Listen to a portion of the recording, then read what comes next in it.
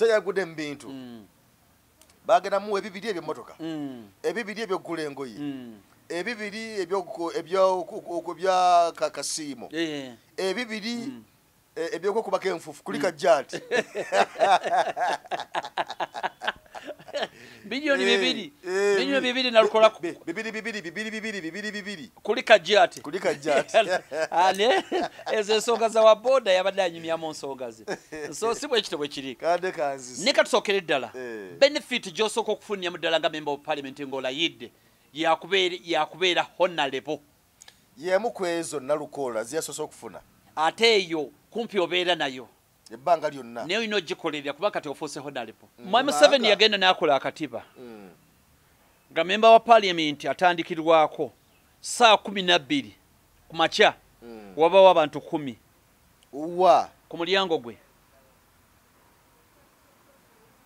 Ku makya saa 12 member wa parliament wabawo abantu 10. Abatuuze nga batuuse dda. Baagala ki? Zigenda okubeera ssaawa 2 nga waliwo abantu 45. Bamugobye fees omwana. Mukazi wange ali ku kitanda. Ono agenda kuzaala. Meeting y'embaga. Afuna emmotoka. N'emmotoka bamemba ba parliament bagyeyambisa nga ba honorable. Kubanga bw'oba ofuuse honorable bakuwadde miliyoni 2. Ogule emmotoka gye baabalirira nti yeyo okugyamu. N'otagulira ddala motoka n'osigala ku boda oba otegeeza ki? Miliyoni 2 ebikuweebwa eby'emmotoka. Teri addamu kulondoola. Kubuuza nti emmotoka yagigula oba teyagigula. Era gye yagula essente ezo zitwamuwa ze zijjamu oba nedda. Bwe bamugazeeti nga bati bamanerenda bali bamulinze. Ne banka zikuwa sente. Zibeerawo sente. Bakuwa. Era kye kisinza okuleetera ba politician baffe kisinza okuleeta obuzibu. Nti looni eyo gifuna oluusi nga sente nnyingi z'ogenda okuzaayo. Ate oluusi sente neziteyambisibwa bulungi. Awoka afuna sente. Ekirala kyafuna sente ndoza ziri miliyoni 6 ez'ogula amasuuti. Ezo bazikuteera ku akawunti n'onoonya ba bloka n'okola ki? Awo wennyini nga wakalayira kati nga honorable Nalukoola. Awo wennyini osobola okufunirawo looni. Bamanerenda we bali ne banka weeziri. Osobola okufunirawo looni ekuwa sente ezeegasa. Babeerawo bo nga bakulinze. Tukwaniriza nnyo gwa tulaba ku emboozi mu UG. Webale nnyo okutugoberera yonna gy'osinziira okutugoberera. Nze Geoffrey Mayanja tuzze tuwayemuko ku mboozi. Ennaku zino wane waffe saidi ene Uganda enkuba etonnya nnyo ku makya akawungeezi mu ttuntu. Naye twebaza bwebaza Mukama yeebale okuba nti akakuba katuwadde era nga nammwe twongera okubebaza olw'okutugoberera n'okuba nga mutambula naffe akadde konna n'okuba nti mubeera mutulindiridde. Nze Geoffrey Mayanja ndi wano ne mwami Tegusulwa Innocent gwenze naye atuze tuwayemuko ku mboozi soko nzikiriza akubuuzeeko tutandikira awo. Sebo ndiyanza Mwami Mayanja nebaza ne Bannayuganda bonna n'okunkyazanga kubeerako bye twogere bikwatagana n'eggwanga lyaffe. Bitambula bitya? Si bibi eggwanga abantu basanyufu tuli basanyufu olwa kanso waffe Nalukoola Elias okulayira nga member of parliament omupya omujja owa Kawempe North ng'asikira muganda waffe yatuvaako bambi Segirinya Muhammad n'olwekyo yalayidde era kakati kitwogera ayitibwa kanso Nalukoola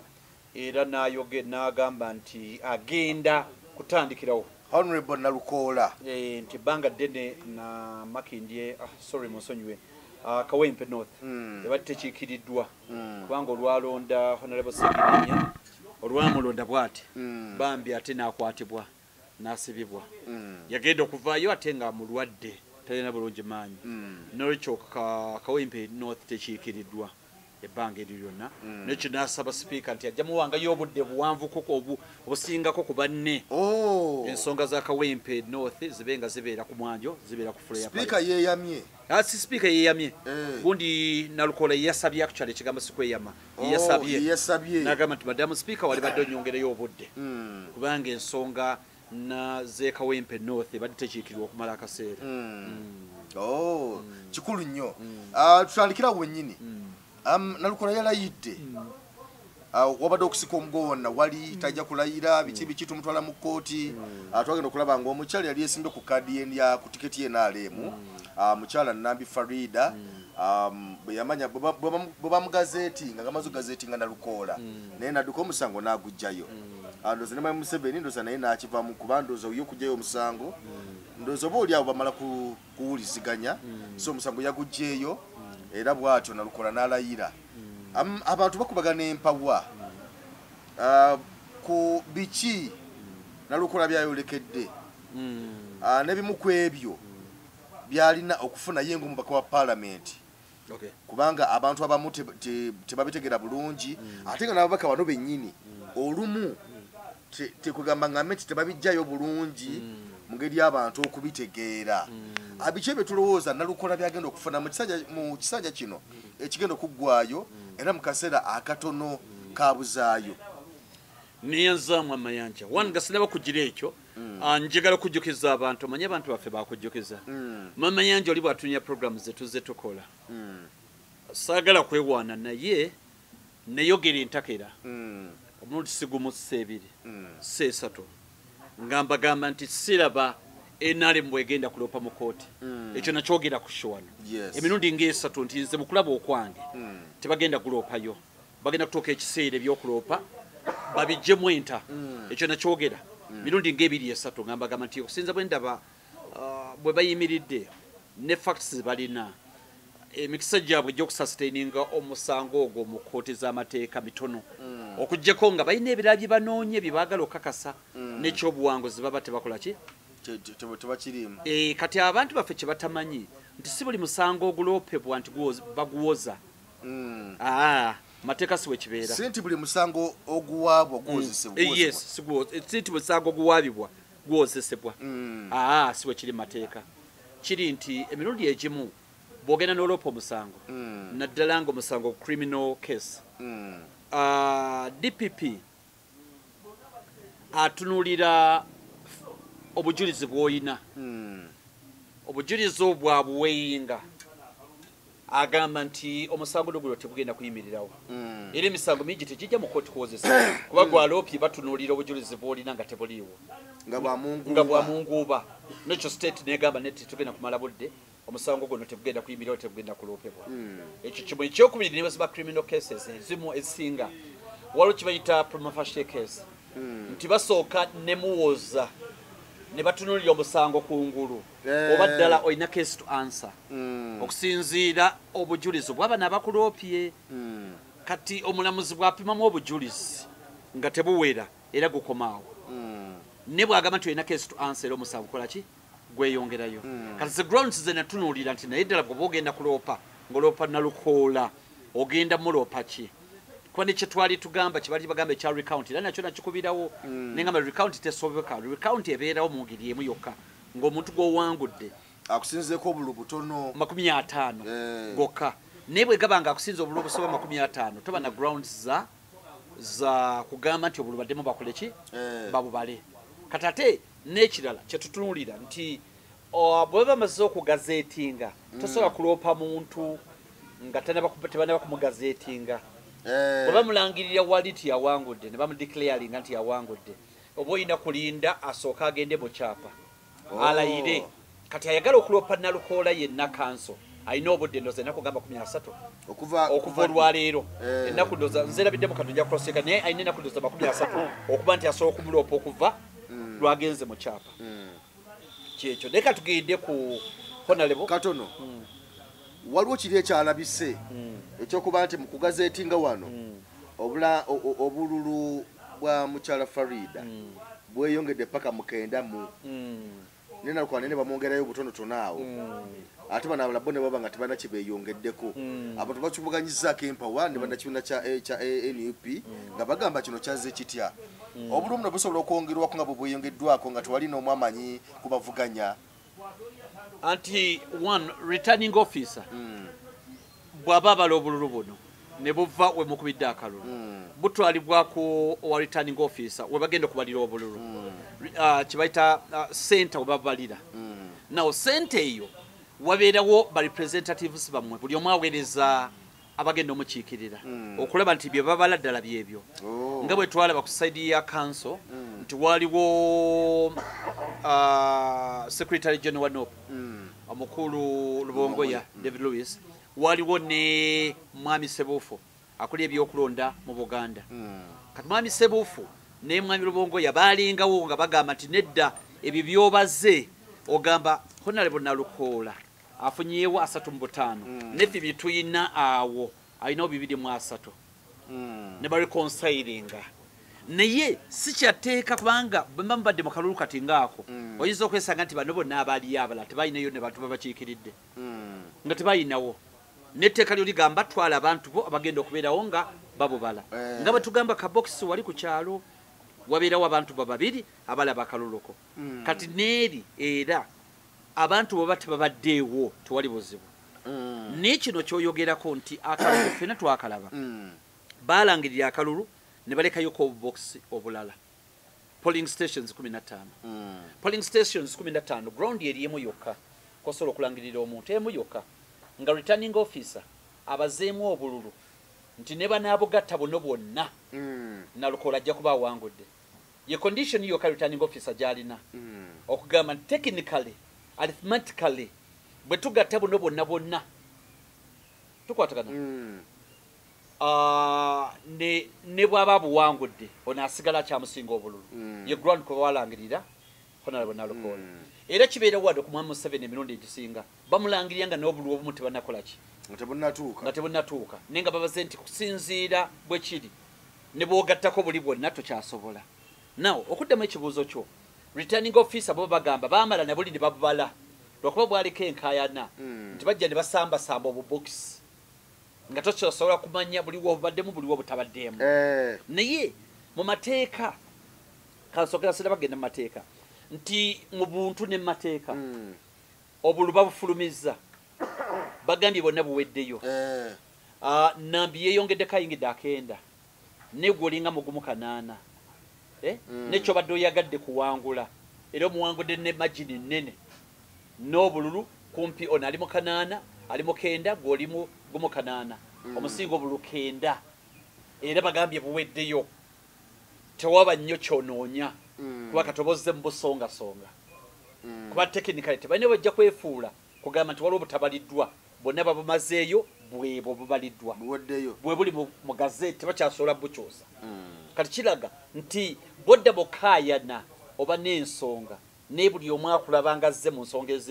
ez'ekito kubanga abantu bakulonze endo bakiikirira ate oli mukuwere nemba na misango mu bintu already yafuna obuwanguzi n'ekyokubiri teriteeka kooti okuentertaininga cases bwezityo kiyinza ogibeerera ekizibu ko omulamuzi akubuuza ki kyoyagala nti banziba yafuna bumeka bwe buti ate gwafuna bumeka nti bwe buti walangirirwa tinalwangirira naye kusinziira tebabala bulungi tukwatagana kati omulamuzi bwakubuuza ati katuddemu ddala tubalire eddala bonna buto kati omusango toba namulamwa toba nansonga zesagama waliwo ebintu mu nsi ng'oleka bireke ne biyitawo n'olwekyo kibanga ogamba nti oba ŋŋambe ntya ne mu bulamu obwa bulijjo nti obanja ssente obanja omutwalo gumu 7 220 kati nga kyenji g'obanja olusi katini nnyo tekajja kumalira nnyo budde n'okaleka buli omuntu bakusanga ng'okakayanira nti ntibadde mubanja mmeka timbadde mubanja emitwalo gyange 3 nkyakwaddeko mmeka mbaddeko emitwalo 2 mu 9 ekikumi kyange akimpe naye ate omusajja agamba mbu yajja kifuna mu wiiki emu ambuze nja kulinda paka kakati waliwo ebintu byetwesojuwa n'ogamba ndedda kankireke ekikulu kibadde kyakuwangula ebira tujja kgenda tutereeza nina musajja wange eyo alina bano be bayita simanyambo mugagga wange kati ng'amusanga ewantu nga buziganya ye ogamba otya gyendi mugyebaleko kati ono yeeyita omugagga gwe bayita omugagga nga ajjayo emitwalo 3 mu nsawo agiwa oyo alunga ngati ne kunjoga nawe bwoti omugagga umpoti emitwalo 3 bwegiti aleeta obusente butonoze sibukwala sikola sente ezo monagamba kale ngaziza mu muzi kanti eze mbadde nina badde kuwayo ku bikyamisana tyazo nawe tono nawe bi ngonaziza mu nsawo nejukira agana sente ngata ina myade n'ekikumi era mweneza mujja waawo waliwo yiguya zisaba 15 impasi 15 mingere nyeka boda kwegagasa nenga ate azze emitwalo emeka esatu nenga ate talinaamu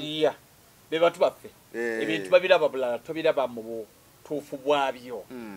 kati nti musimu mulimu abantu abalemerako nenge ebintu tekyali etaagisiza nnyo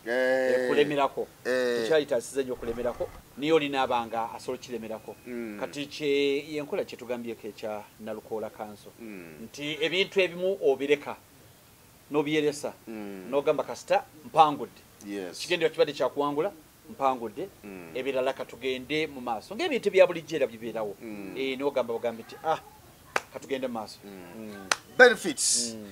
ebisuubira okuba nti Nalukoola afuna simanyi kubanga tulaba buli mubaka wa parliament nga tutandika ekisanja ekipya buli mubaka weebwe mmotoka ya bukadde 2 era omugenzi Muhammad Segirinya bamuwa mmotoka bamuwa emiliyoni 2 agule mmotoka simanyi ku Nalukoola kiri kita n'ebirala ebigwa mu kkowe eryo bitulowooza nti no byagenda okufuna kubanga abantu buli omu ayogera bibye okay atuyenza nakati sasanyukidde speaker owa parliament mukyala Anita Mongo nti bwe yabadde alayiza Nalukoola yakiddinganya emirundi mingi ng'agamba nti omaze okulayira kati clerk to council omusajja muwe aweebwe benefits ze aweebwe benefits ze yakiddinganya nnyo nga speaker akidingana buli kadde nti omusajja amaze okulayira we benefits ze mumuwe benefits ze olonga kikyalengeza yebadde alabisa agezako kulabisa mu ngeri endala nti mulimu opposition naye ebyo mwagala mulimu opposition naye sente ziva mu gavumenti mu ngeri yabadde yakuwalamu naye nga ebyo ebintu Council Nalukoola si yabisalawo parliament ez'emabega ze zaali zabisalawo kati kansooke n'emirimu gy'alina okukola okusinziira ku mateeka alina okubeera ku committees 2 Council Nalukoola committees 2 bagambye leader of opposition Jose Nyonyi asala amagezi amuteeke ku committees 2 committee kyalibadde nti omuntu okubeera ku committees za parliament kyalibadde kirungi nti omuntu oyina ekintu ky'oyinamu obukugu ne bakuteeka ku committee ezo such that emirimu ginaagenda y'olina obukugu obuyamba eggwanga tugeze bw'obeera ng'oli accountant certified accountant kiba kitegeeza nti bakuteeka akakiiko k'ebyensimbi byogenda okukola mu committee mugenda kuleeta ripooti nga nnungi eri bannayuganda kuba gwe oli accountant n'olwekyo obukugu bwo bugenda kugabanyizibwako bannayuganda bagenda buganyulwamu ssente y'omusolo baleme kugibba kubanga boddira omusajja ayasoma amawulire dokita omutwale committee public accounts committee nga tamanyi kubala bitabo ne banaamuwa ebitabo ebyo tagitena kyagenda kolawo era ssente zigenda kubbibwa n'olwekyo Council Nalukoola simanyi committee y'amateeka oba ejjudde era simanyi bantu bameka ababeerako n'endowooza emu ku zo yalibadde committee y'amateeka eri ababaka kubanga eri omubaka ye nga yagendayo nga yamala mu mazzi siniya ya 6 nga talina nnyo obukugu mu kintu kirala kyonna okujjako siniya ye y'omukaaga gye yamaliriza nabo bafuna committee ku batuulo babbo tebaba na committees bafuna kwe babateeka bafuna committee na kwe bamuteeka gye batalina bukugu ate ante bukugu era batayina naye asobola okubeerawo nga committee member naye kye balina kyalibadde kirungi nti alina obukugu katugambe committee ya health kyalibadde kirungi nti agikulira dokita ate mwe bali mu parliament n'abalina ebifo ebiri sensitive awo babeere ba dokita kati mwabalala batayina mwe mwalibadde mubeera ba committee member kuba nti mulina bukugu mu bya kisawo mubeerako ne mubeera ba committee member ekyo kikulaga nti wadde etteeka ligamba senior 6 ne wa senior 6 omugaso gwe gutuuka ekiseera nga waliwo lwe gweveeramu nga talina waalina bukugu agenda kwogera nga munnayuganda alumirirwa bannayuganda ninga obukugu obusobolo kitereeza tabulina kati nga ajja kumaliriza amaliddemu tetujja kukkiriza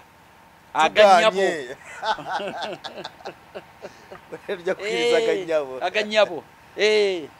nze ayeddira akasimba mpozi nga nkeddirako mukira sigenda kukkiriza naye nga bw'omubuuza kiki atagenda kukkiriza tasobola takimanyi tasobola kukirwanirira kuba takitegeera kati olwo kitegeeza abe bamemba palimenti be bavuga obuvuzi naaba nga ajja kufunayo mayanja gwe yeesiga mayanja abimugambe atambulye ku byamayanja kuba amayanja amwesiga bali ku ludda lwe lumu naye nga oyinza okwesanga nti ye yali badde abiraba bulala kati honorable Nalukoola ajja genda committees bbiri emu kuzo n'alirowoozezza nti yali badde y'amateeka neyinza okuba ejjudde ne committees endala esobola okuba nga ziyamba okusobola okuba nga ateesa eggwanga then bwe kivaawo ajja kuba mu plenary wetuteeseza wetubalabira ffenna nga bateesa mu parliament bateesa ku lwakubiri lwakusatu lwakuna lwakuna mu plenary leero bakedde dda kati bagenda kuba bateesa zigenze wera sawa 5 nga etudde yes kati kiri eri council kati okutandika okuteeseza abantu be aba Kawempe North yes kati jeje emirimu gy'alina okukola kuba emirimu gy'alina okukola memba wa parliament giwerako mitono 1 kukola budget ey'eggwanga kulondoola sente ya wa musolo kukola mateeka aga Uganda okutematema nkwogeddeko okutematema budget ogitematema ogirondoola okola amateeka n'okukiikirira abantu emirimu giri ena waliwo kye nawulira awo okusaka mwekuli tekuli mu mirimu gino eminene wasaka busasinga gwe ng'omuntu osakira abantu emikwano gy'okoze n'ofunayo wekapukyolwa memba wa parliament ng'ayina by'asobola okuyamba obireete wamu oba olw'okuba kati oli honorable mulamba osobola okugenda wantu wonna n'osobola okuba nga osakira abantu bo ninga emirimu gya memba wa parliament gyegyo ena emikulu kutematema budget kulondoola ssente za muwa musolo kukola mateeka tukwatagana nakukiikirira bantu gyegyo emirimu ena gyolina okukola ki gyolina okuba nga okolera abantu bo bino ebirala byonna ebiddirira kuziika kola ki bya buntu naye tebiri mu mateeka kati awo ekirala bw'obeera member wa parliament oba ofuuse wa Uganda yonna kati oyinza okubeerawo ebbanga ng'ensonga za Kawempe tezinnatuuka tekitegeeza nti ezekootido tolina kubanga oziteesaako mbuga olinzeze Kawempe si bwe kiri oteeka okuba kati ng'oteesa ku z'eruhamba oteesa ku z'embaale oteesa ku ki awantu wonna naye waliwo kye bayita matters bazita matters of importance matters of national importance matters of national importance zezo gamba nti Madam Speaker enkuba yatonye nnyo ewaffe Kawempe yesinga amataba nze ntwala bwayise gy'owulira era enkuba bwe yatonye amazzi gayanjadde nnyo ne tufiirwa n'abantu twafiiriddwa n'ebintu n'abantu embeera mwe bali mbi nnyo twetaaga tenti twetaaga ebyobulamu twetaaga buli kimu kyonna naye ng'ekireese ebyo byonna mwala gwa Lubigi omwala ogwo gwagendako billions bwe ziti Madam Speaker twalya bbanja ebbanja eryo ne tulireeta omwala ogwo gwalina okukolebwa mu myaka 3-4 emyaka egyo gyaggwako dda tuli mu myaka 13 omwala tegukolebwanga inginiya erya ssente yadduka nze wembeera sinalaba omuntu n'omu ayitawo kanooba nga otandise okukolera abantu bo okulondoola omwala gwe Lubigi kuba kati gwe gutawaanyaawo ebwayise omwala gwe Lubigi kyekyagutuukako gwe Nalukoola oba otandikidde waawo kati nagamba nti kakati tunongereze ku nsonga ezo ne bakutwala mu kakiiko akatuufu n'ogenda mu bantu abatuufu n'otandika okunoonyereza ssente zaddawa omwala gukolebwe bwe gunaakolebwa ensonga ze bwayise zitereere matters of national importance bwe batoteesezaawo oyina emirundi ng'esatu ena wasobola okuteeseza oteesa nga olw'ekiteeso ekiri mu ddiiro n'oteesa n'ogamba point of order okugeza nti ebisanja tubijjawo batujjagako mu ku myaka ati oteesa ku bulamu oguliko nga bwe byaliwo akatuddeyo eri nti omuntu ogenda okuteesa mu parliament kibayita order paper order paper eyo eba yakolebwa dda ekolebwa olukiiko olutulibwako speaker yalucharinga nekubeerako leader of opposition nekubeerako aleta business ya government ye prime minister mukyala Nabbanja kuno nekubeerako Ssenyonyi ye leader of opposition nekubeerako deba commissioner ba member babeerako ne bateesa ensonga ezavudde mu cabinet ya Mwami Museveni ne baleeta ensonga ezo bakamishona kwe kuli bamwami Mpuuga ne banne Sirwanyi n'abalala kati ne baleeta ensonga ezo bwe bazireete zivudde mu cabinet ne baziteekaawo bani abaliwa bakamishona batesonga zivudde mu cabinet speak undi yazileta prime minister yazileta prime minister yazileta leader of government business yaleta ensonga okuva mu cabinet ensonga mu cabinet bazireeta ne baziteekaawo kati bagamba ate ne oludda luno oluwabula nalwo luleeta ne bakubaganya ebirowoozo kiki tuba tuteesaako ne bakola kituyita order paper eyo neryokeretwa ku floor ya parliament eteesebweko kati order paper eyo kwe kubeera nabiri bye twagambye bya committee kati committees ziba zikola nagyo emirimu baba bakola emirimu kati emirimu egyo ne baleka baleeta report mu plenary kati plenary neetandika okuteesa ku nsonga ezo wabula ne batereezaamu ne bagonjoolamu ne bongeramu ensonga ne zigenda maaso now bw'oba committee member oba osobola okujja n'osoma report gumu ku mukisa enkizo gy'obeera nayo okusobola okuba nga oteesa naye kakati bw'oba oyagala kuyingira mu nsonga eyo n'eri ku floor osobola okugamba point of order tukwatagana yes point of order point of order etegeeza nti ono ateesa tali mu order ateesa bitali ku mulamwa byateesa tebitegeerekeka tebikwatagana kyovola babagamba is therefore is the member of parliament in order tukwatagana okugamba nti titulina kwogera ku map ya Buganda gye bakyusizza ng'agamba mbu eyo si nsonga nkulu alini order kuba ntera nnyo okulaba Joel Ssenyonyi ngali ku floor ng'ateesa madamu Nabbanja n'ayimuka madamu speaker point of order yes. I cannot allow anti point of order najja n'amanyi mayitirivu nnyo anti aba savinga bintu byavudde mu cabinet naye olumu baba tebamuwalira muzindaalo naye najja butereevu anti kati nga prime minister ng'oyo mu mateeka speaker ye mukama we niyeyambisa weight ye nga speaker manya nga prime minister n'awaguza n'aleetamu ekibuli ne speaker yabeera mukama we awo nga bateesa naye lwakuba nti abaavuddeyo ng'agamba ensonga oba tezivuddeeyo bulungi oba nga bamukutte bamutuuse ku nnyoge waliwo ekitwalaba ku nyegenyege speaker parliament bwe mbaserabidde Anita Among n'agamba tejja kubeerawo kusiza kumera nga bakubaganya ebirowoozo na biki munsonyiweko kati ngwate tejja kubeerawo kubanga buse kubeera mungi nnyo baka parliament bonna nga beri omuguju kati ate tekijja kukirizibwa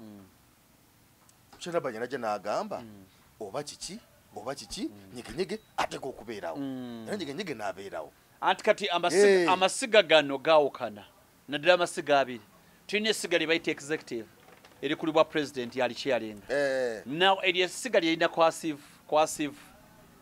elements lyeritwala amagye poliisi ebitongole by'okwerinda n'olwekyo lyerisembayo okuteekesa mu nkola parliament omulimu gwayo sikutaputa mateeka nakuwa biragiro okujjako eba yagala kuteekawo mpozi teeka oba kubeerako nekyeyogera amaanyi amatuufu genyini gali mu executive tegali mu parliament n'olwekyo speaker we yali alimba yali tajja kusobola prime minister kumusinga maanyi kwebya speaker byali birina okukomaawo kati ate nga executive erina amaanyi agalagira nti amagye mugende mutukkiriza oba tuganye kati bweweyinga ebyo ebibiri yali tasobola kumubeetinga yes n'olwekyo omulimu mu nsonga z'amateeka parliament omulimu gwayo si kutaputa mateeka ogwo omulimu gwa kooti si gwa parliament parliament nagabaga yes kutaputa kwa court kati judiciary yina obuvunanyizibwa okutaputa amateeka si parliament ina buyinza na bukugu kutaputa amateeka ina dikola nerikomyawo kati bwe limala judiciary yeritaputa judiciary bwe mala okutaputa etteeka executive yeriteekesa mu nkola nti oyo bamusibe prison nekutwala oba police oba ki executive yina forces tools esolo kubanga ziteekesa etteeka mu nkola era executive bwe bivaamu omulamuzi ne bw'abagamye nti akusalidde gwakufa nga tewali police tewali prison era otambula butambuzi n'ogenda omulamuzi talina kisinga kaawo kyayinza kola ye bakukusalidde ebiddako be bamanyi babakusiba yes oba bakuta kati esiga lyeriyambako eno kati point endala point of order speaker ayina obuyinza ogikiriza obutagikkiriza ayina obuyinza obumala ogamba nti order aganye ogikiriza oba okola ki kuba order ekitegeeza kuteekesa house mu order nti oba ono tayambadde bulungi oba yeeyambisa olulimi olutyoboola oba ensonga agiruddeko nnyo kubeera kuteekesa mu order then tulina kye tuyita point of information point of information kitegeeza nti oli ku floor oyogera nenze nyina information gye nyina okukola ki gye njagala okuwa mu mateeka kyali badde nti gwayogera ali ku floor gw'olina okukkiriza nti information agimpa oba tagimpa ne speaker asooka overrulinga okusinzira bw'alabye nagamba kkiriza agikuwe naye nga obuyinza gwe gwali ku floor gwogamba nti information kanjitwale oba sijja kola ki oba sijja kubanga agitwala now bw'ova ku eyo esobola okuba ebyo byonna bikuyamba kusobola kuyingiramu kubba kyo okusobola kubanga oteesa tukwatagana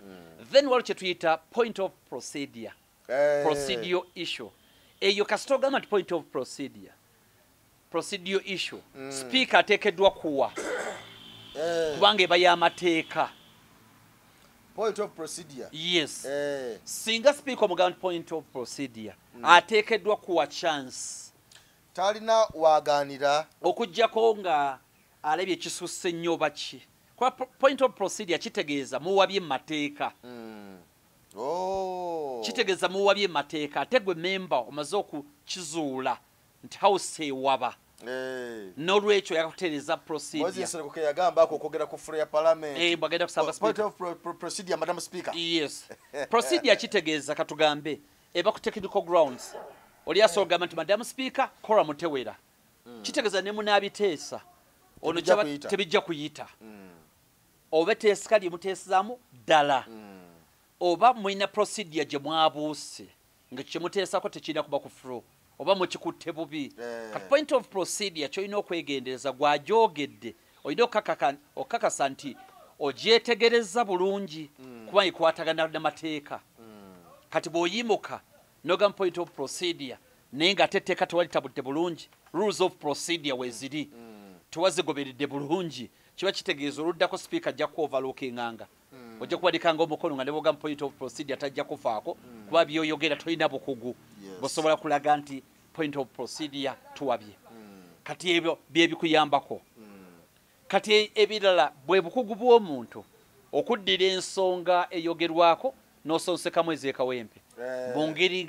mu ngeri nga tebakutegedde ne beekanga nga n'ez'ekawempe bakoze eki n'ez'ekawempe nga basobodde okukola ki okuzitwaliramu now okuteesa kwa plenary ekyokubiri kyekiri ekya mu committees egenda ebintu ne babiteesa ne bakabiwumbawumba ne babireeta eno now tetunatuuka ku benefits okay tugende ku benefits now ezimu ku benefits omusajja emu benefit esookera ddala kuyitibwa honorable kubanga abantu no balina ebirowoozo bingi nnyo banago banyumiriza wa boda nga agamba nti omusajja yegudde mu bintu musonyi okuba nnange omusajja yegudde mu bintu bagenda muwa ebibiri eby'emmotoka ebibiri ebyokugula engoye ebibiri ebya kasiimo ebibiri ebyokukubako enfufu kuli kajjaati bilioni bibiri nalukolako bibiri kuli kajjaati ane ezo ensonga za waboda yabadde anyumyamu nsonga ze so si bwekito bwe kiri kande kanzisi ne katusookera ddala benefit gy'osooka okufunira mu ddala nga member of parliament ng'olayidde yakubeera honorable yemu kwezo nalukola ziyasosa okufuna ate eyo kumpi obeera nayo ebbanga lyonna naye olina ogikolerera kuba kati ofuuse honorable tokyasobola kufuuka ku kkubo tokyasobola kuleekana n'abantu tokyasobola kuyomba olina okukola ebintu ebikuweesa ekitiibwa omugenzi wano nga yakunkumula ku kkubo era kyova olaba kooti omusango gwamugga mu vvi ekisookera ddala kubifuna honorable era mu nkola entuufu memba wa parliament tokkirizibwa kujja kumala gamukwata ku parliament olina kusooka kuwandikira sipiika wano nga bayingira ne bakuba ababaka emiggo mu parliament munda mwenyini mu plenary ekyo kyalimu kyakumenya mateeka ne honorable atwalibwa nti muntu wa kitiibwa takyasobola kumala gadduka mu ggwanga takyasobola kumala gakola bintu bitategeerekeka nolwekyo ekitiibwa ekyo kyokka n'okutuukaga ku muzikiti ne bakutuuza mu maaso n'otuuka ku kyaki ng'otuula mu maaso n'otuula wonna nga bagamba honorable bazze obutebe ne babuvaako eyo benefit nene ey'okuwa ekitiibwa ekyo nene now bw'ayingira bw'ati afuna emmotoka n'emmotoka bamemba ba parliament bagyeyambisa nga ba honorable kubanga bw'oba ofuuse honorable bakuwadde miliyoni 2 ogule emmotoka gye baabalirira nti yeyo okugyamu n'otagulira ddala mmotoka n'osigala ku booda oba otegeeza ki omubaka bakuwadde miliyoni 2 gwene gule emmotoka n'otagigula n'osigala otambulira ku booda obanga otambulira kaŋŋambe emmotoka kiwano spasiyo gyobadde ogunoonyezamu akalulu enkadde kuba wati mpulira abamu naye beeyama oli nagamba nti nze abantu nga bwe munnonda ebibiri by'emmotoka nja kuba kulira mu projekiti ez'enjawulo ekyo nakyo tekijja bulungi kubanga emmotoka eyo baagikuwa kijja ekifaananyi kya member of parliament gwe n'osalawo togenda gigula ogikozesa ebirala ekyo nakyo tuba tukutunuulidde now emmotoka eno tugyogeryeko ddala miliyoni 2 ebikuweebwa ebyemmotoka teryaddamu kulondoola kubuuza nti emmotoka yagigula oba teyagigula nedda era gye yagula esente ezo zitwamuwa ze zijjamu oba nedda mulimu abalina sente zaabwe nga bw'afuna sente miliyoni 2 ayongerako n'endala 2 n'agula ya 4 abo mwebali ne mulimu abatagulira ddala nalaba wano waliwo omubaka alina hama wemakindi eyo mwebali bawerera ddala nga balina emmotoka z'amaanyi ddala zibeerawo naye nga okubeera n'emmotoka ey'emiliyoni 4 ng'ate bw'okiikirira beeyaguza lujjo ekyo nakyo ndowooza oyinza okusooka okitunulamuko kiba tekigatta bulungi kati emmotoka eyo ya miliyoni 4 manya miliyoni 2 mu nsonyi miliyoni 2 ezo bazikuteera ku akawunti n'onoonya babulooka n'okola ki awo wennyini nga wakalayira kati nga honorable nalukola awo wennyini osobola okufunirawo looni bamanirenda we bali n'ebbanka weeziri osobola okufunirawo looni ekuwa ssente ezeegasa babeerawo bo nga bakulinze nga wakamala okulayira bwoti ne bwoti onalayira ne kasita ogenda mu gazeeti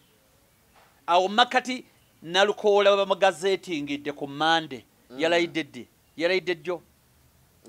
leero lwakumeka leero lwakuna yalayidde lwakusatu lwakusatu bamugazeetinga mande kati awo ku mande sente abazifuna wadde tanalayira ku lwokusatu sente abazifuna bwe bamugazeetinga bati bamanirenda bali bamulinze n'ebbanka zikuwa sente zibeerawo sente bakuwa era kye kisinza okuleetera bapolitician baffe kisinza okuleeta obuzibu nti looni eyo gifuna oluusi nga sente nnyingi z'ogenda okuzzaayo ate oluusi sente neziteyambisibwa bulungi awoka afuna sente ezo zasobola okufuna looni koteka sente ez'emmotoka nitwogere ku mmotoka eno ndozijja kuba tugyogera ku maaso eyo naye ekirala kyafuna sente ndoza ziri miliyoni 6 ezogula amasuuti aleke nga honorable omutuufu zagula masuuti odrop ejjula engoye ateese ebitegeerekeka anyumbe nenazeera tebazigula tuli fena okay kati bw'ovaawo kitegeeza alina okufuna allowances babadde bagamba nti member of parliament katono emiliyoni zino 6 zigatibwa ku musaala guli bazo ziba separating ez'emmotoka zo ziba separating ez'emmotoka za kunyirira abantu oyogera ebintu nga abantu bakukiririzaamu ove mu kooti buno yambale kooti nga ye Uganda yambale kooti ya milioni 3 ne bamalirize engoye bazigula mu kiyembe ne bamukwata mu kiwato honorable bamupimamu kakati waliwo allowances nyingi ezoogerwako naye member wa parliament aleka afuna milioni zo nga 14-15 sitwalise nga salary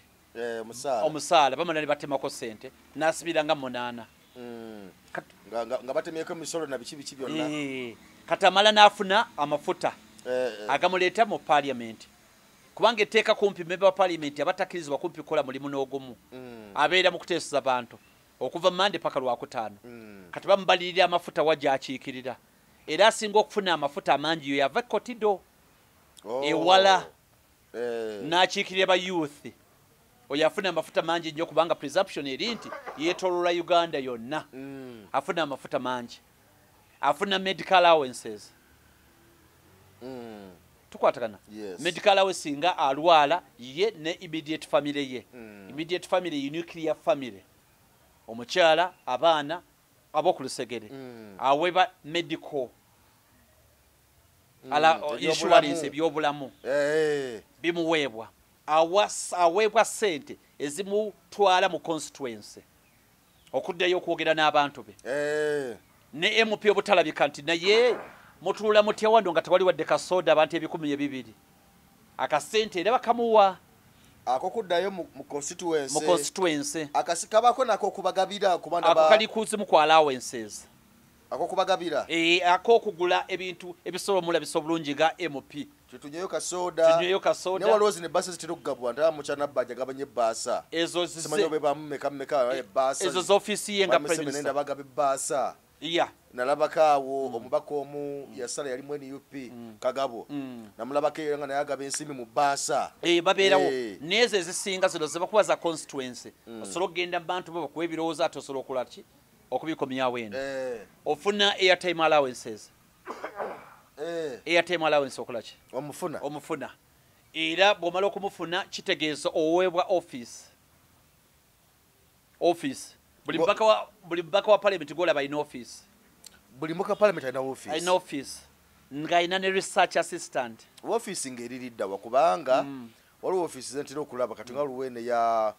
omugenzi Segirinya nalabaawo ino yali omuyambi we Luswa ngagamba ne office kakati baba no batugoba sente zibuzi zikisasula office bwetyo yali yakunoonya kalolo yali yabwa nanyi ne office ya member wa parliament bakukizimbe kya parliament oba basuka kubo ku bizimbe bya Sudil lwakuba kati parliament bali mu kugizimba ne obeera ne office nobeera ne research assistant research assistant yakola research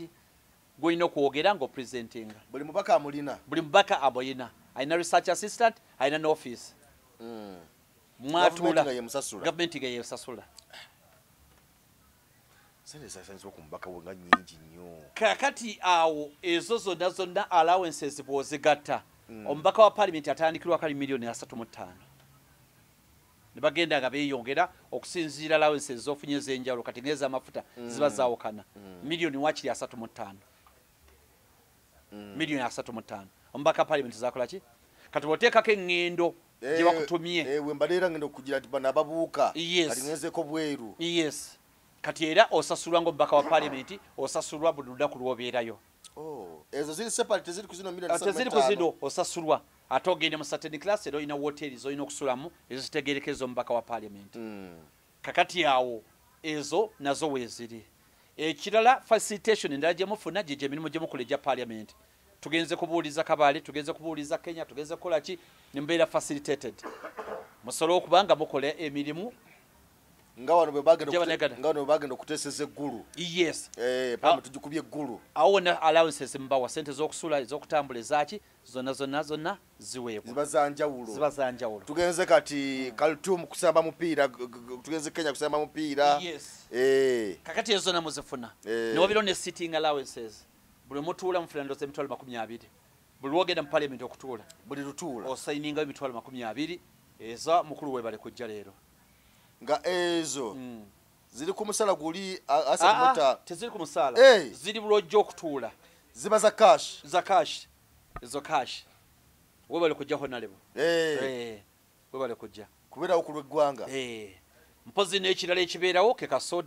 kasoda mazzi mmere chayi sumbusa yo full time bibeerawo ne kantini ebeerawo nawulira mbu ennaku zino bidiba nnyo abaka batya okubirya babireeta banywako bunyuma mazzi na soda ebisaanikira obulungi esogesobola okubeerawo nengabyo chayi mandaazi bireetebwa n'okuba mu biwujjo n'okwetoolola ye mbaka wa parliament naye bw'ogeraageranya ssente zaafuna omubaka wa parliament afuna ssente zikubisa mu musomesa mirundi 7 omusomesa si yasomesa omubaka wa parliament ne si yakola amateeka nti omubaka wa parliament yaweebwa amaanyi mangi ne bwe beesibiramu olwaleero kati wano we tuli ne bagamba buli mubaka wa parliament afune miliyoni 10 kiyita balina ebbeetu balina obuyinza okwesibirayo ne beegerekera ssente ze baagala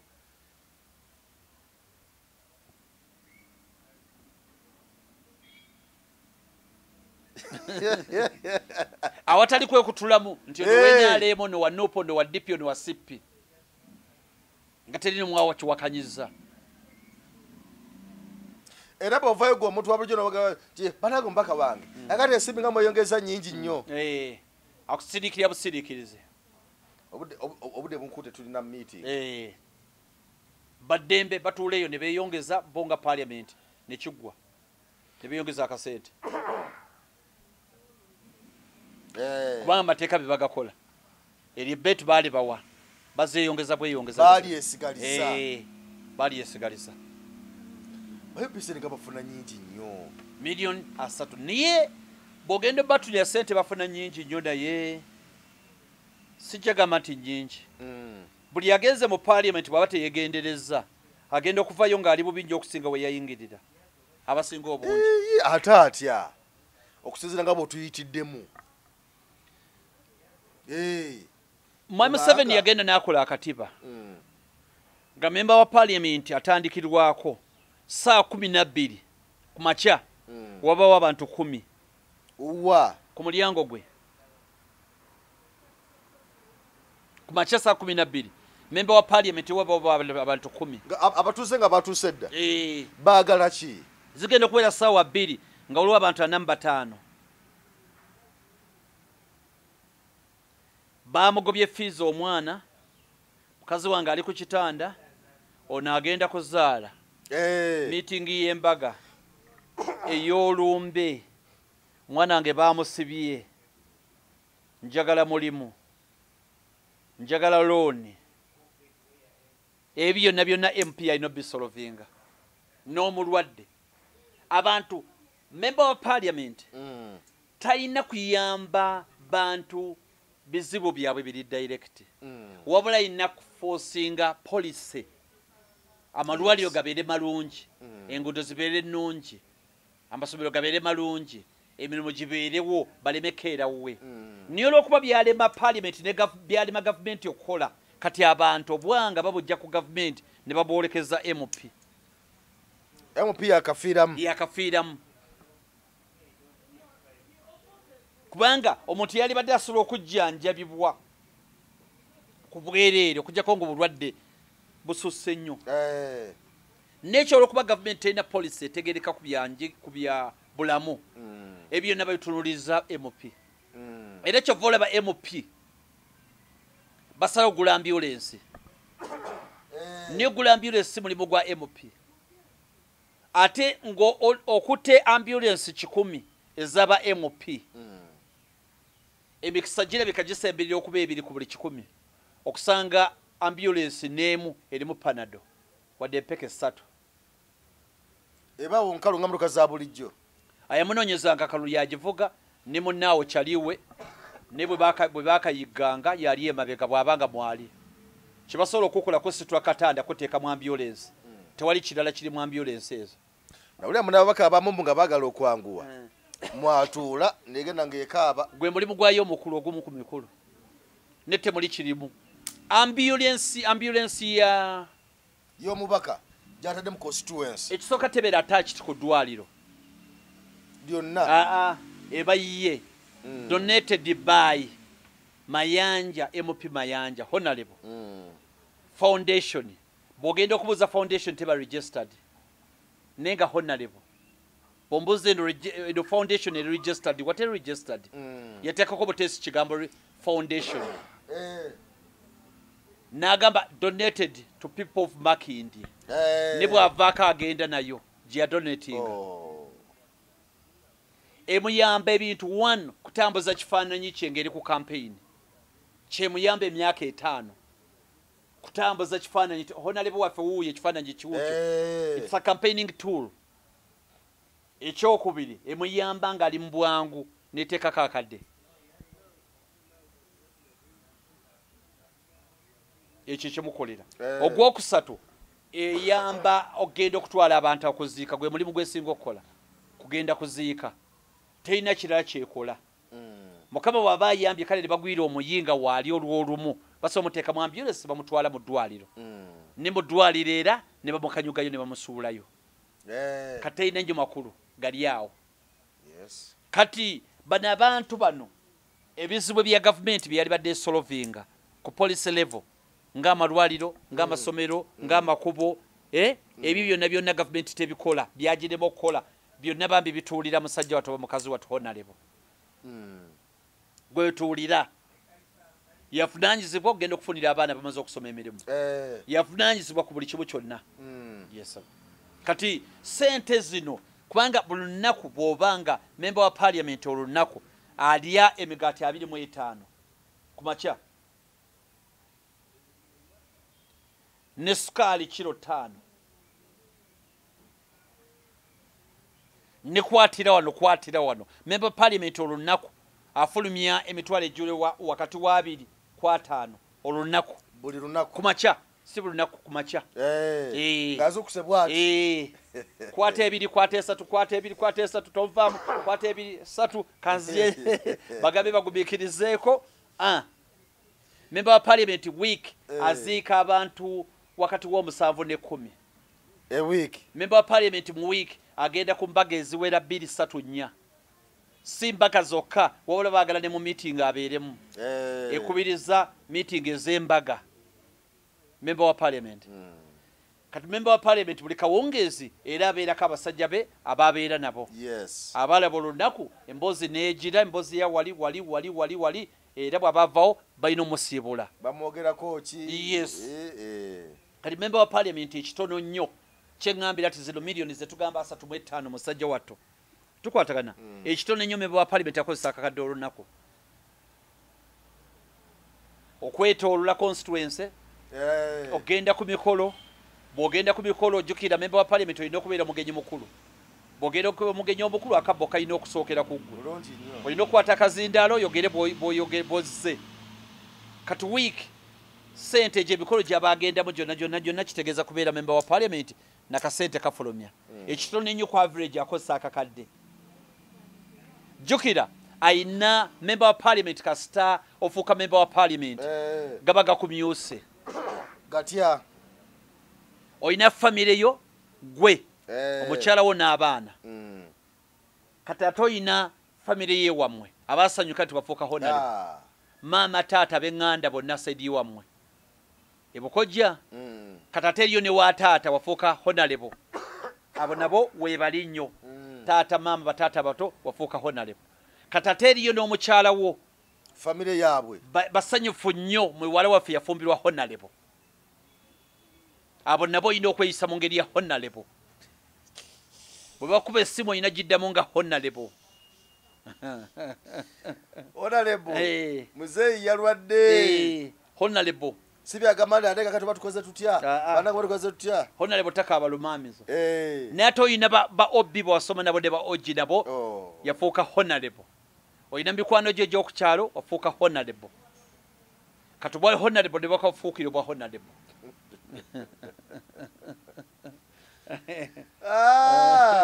kakati mikwano abokukyalo banneyiba basaba nnyo wafuuka sala zaatuuka kale ate otugamba ki esala zaatuuka kakati otugamba ki kati n'omukyala n'aligisa siteeke ezo enviiri si za muka honorable abaana ba honorable tebasomera eyo nena uli abenezo sente nazo bazibawa sente tebazibawa bambi ezo tebazibawa tebabawa sente za kumukyala kukola ku nviiri nakola biki honorable tazifuna ezo tazifuna naye ate siteeke zirina okulinnya eza mukyala honorable baleme musekerera ate naye alabe nti kyekyo gyabadde agulamu owinno oba eri mu kikadde aba takyagendayo n'enviiri wabadde azikolera wamama Nankya wali mu kasaloon abalina okugenda awalala n'abaana balina okukyusa kati bano bonna ab'eŋŋanda omwana waffe amaliriza okusoma senior 6 agenze Makerere oba Kyambogo naye honorable tubali tukusaba agira asula awo abeera awo ate ng'omwana omulinako oluganda awo kati musajja watu omwezi okugenda okuggwako honorable nga yayuuya nnyo honorable tagwamba traffic ye batrafiki batya abo traffic luguudo nga baladduka agenda oba alina gy'alaga abagwamu naye emirundi egisinga bamuyimiriza naye honorable basinga honorable tukoze otya ne poliisi be bamanyi honorable si muntu wa bulijjo poliisi omukangakangana ya traffic ayogera nabo era bakimaliriza n'abatraffic tebamubaako na buzibu tebamugamba nti tukoze otya otulese otya ng'omuntu ayinza okufuna ngeri gy'abakolako n'esinga eri yakumukangakanga honorable baba muntu w'amaanyi kumukangakanga kati honorable musajja wattu kati ate ayina okutuukiriza obuvunaanyizibwa obwo bwonna obuvunaanyizibwa obwa community obuvunaanyizibwa obw'amaka kubanga ate ayina amaka ye nga ye obuvunaanyizibwa obw'ekibiina kye obuvunaanyizibwa okukola research agende mu parliament asobole okuba nga ateesa kati obuvunaanyizibwa obwo bwonna bwonna bumubeerako honorable nga tumalirizaako honorable Nalukoolo ono twayogere ku Segirinyo no bamumuruka ya bukadde ebi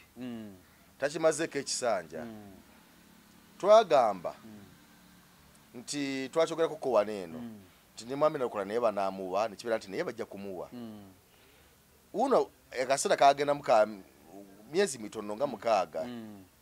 giwero bagisukkamu mitono myezi 6 awo ekisanja kyabwe ekiggwako ndiza mu Gwakutaano kati bw'anaabanga kalwazemu n'akalya kubanga emikisa giri 10 ku 10 oba kale katugabe 99 ne points zigwamu kubanga gakulwaddemu kukalya era nadamula naweebwa eseneze mu motoka mu bbanga eri tono bwe lityo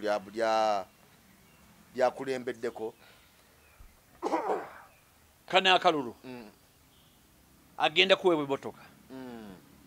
tugende mu 2026 agenda kubeera fresh era agenda kufuna emmotoka buli kisanja kya omuntu afuna emmotoka ne bwe mweroopa mu constituency tugambe ere ye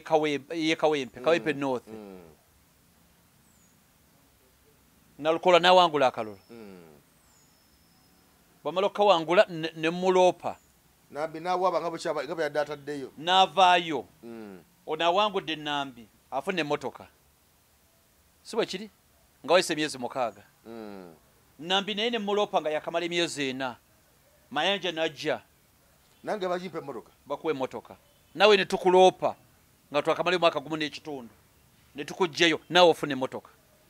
n'oyo ne tumuloopa oyo naye n'avaayo naye afuna emmotoka oyo naye n'avaayo era naye afuna emmotoka buli yayingirira afuna emmotoka n'olwekyo kati wano mu bbanga lya myezi 8 Nalukoolo agenda kufuna emmotoka za mirundi 2 za mirundi 2 nene mumuggyayoko wali tukwatagana omulala najja naye agikola ki naye agifuna nene bwaddamu naye kenyini yeesimbawo mukalunga kali fresh addamu n'afuna ate ey'okubiri temusobola muggyako eri yasooka mbu ati kubanga tabaakomya obuto era afuna era ne muloopa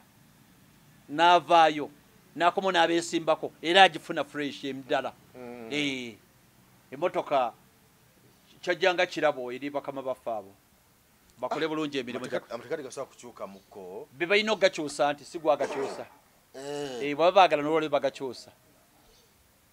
nti kakati emyezi tunayo mitono gyogenda okukulemberamu omusolo ogenda kuba okufuna naye ze emmotoka zosooka ozireke kati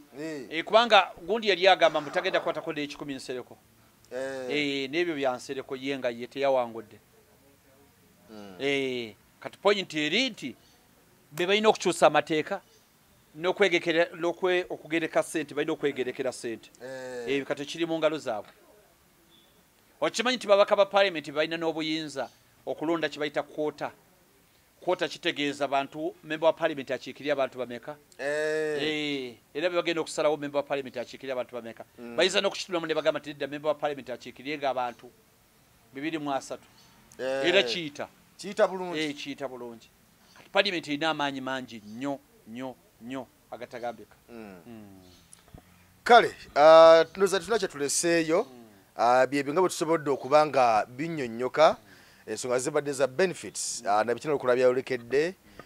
n'ebyo ngeri palamenti gyetambuzamu emirimu gye wabula bino byetwogedde nalukola si abisalawo kubanga naye yakayingira mu palamenti ate abaka bangi nnyo abaliyo nga si bwe babisalawo naye bize bisalwawo okusiza palamenti nga bwetambula kubadde nalabako n'ababaka abamu nga bavuyo nga bagamba nti naye lwaki omusolo gwaffe ng'ababaka ba palamenti lwaki tetugukendeezezzaako nga ababaka ba opposition abalabako kaawo naye ndowooza nekitateekebwa nnyo mu nkola nga bagamba nti noba oliawo sente ze tufuna nnyingi nnyo ate bugegeranye n'abalonzi betuweereza so nekibeera awo naye katusabe nti oba oliawo kubanga ninawe nabadde ngezaako okusomako nga kiraga nti kumpi mu nsi yonna omubaka wa palamenti wano mu Uganda